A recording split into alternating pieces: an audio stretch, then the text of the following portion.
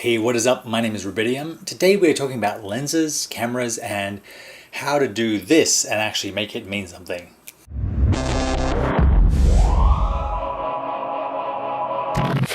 So I don't know what the technical term is for this. I've heard it called finger frames, director's hands, but a lot of people do it on set to sort of like frame up where they think they would like the camera and what lens they would like on. The problem is that not very many people know what this translates to as far as lens length or camera placement. So I went out and did some testing, and I decided to learn what my lenses look like through the finger frames, and it's a really great process. I think everyone should do it. You should learn your lenses, understand, what a 16, what a 24, what a 35, what a 50, what a 120 looks like, and what the field of view of those different lenses are.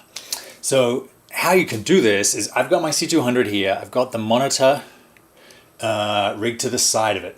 So this secret little hieroglyph on the side of your camera is where the sensor is.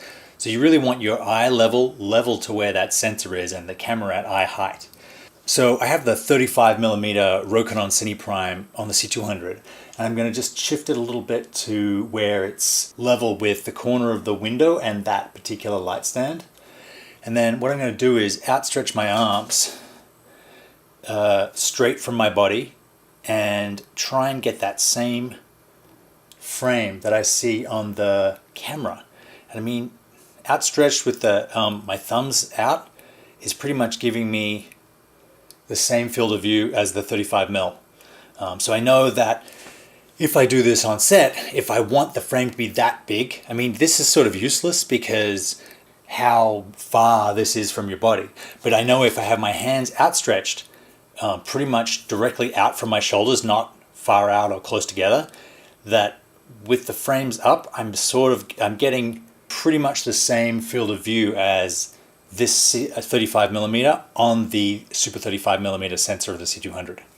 Let's swap the lens and try another. Now I have the 50mm on the camera, and I'm going to try and, so still hands outstretched, with maybe 2 or 3 fingers gap between the thumbs, is giving me pretty much a 50mm.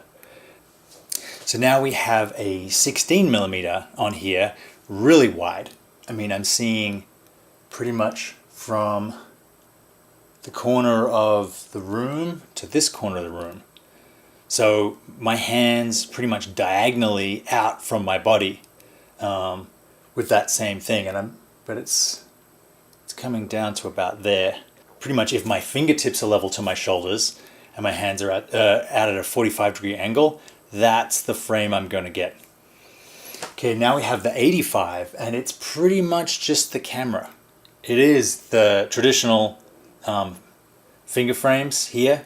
My hands outstretched from my body. If I'm on an 85, I can find what my frame will look like. I can move in and out and frame up without having to get the camera out, put it the right height, put the right lens on.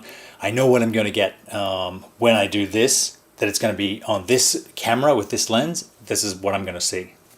So last but not least, I've put my cheap $100 zoom on here and zoomed it all the way into 300mm.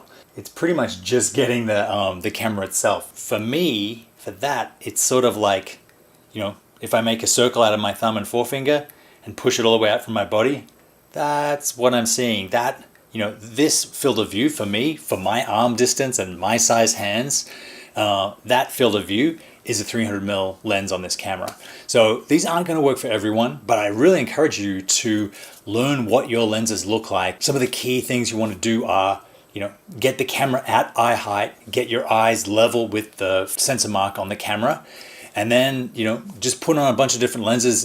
Using a zoom is way easier than different primes, but I have this set of primes, so I wanted to actually familiarize myself with those. And then just go through and put each one on, find different finger shapes, different hand shapes, different hand positions, write them down on your iPhone, and then know that when you do this is what that lens is going to give you. Hopefully that was helpful for someone out there. Thanks very much for watching. Leave your questions in the comments, and I will see you next time.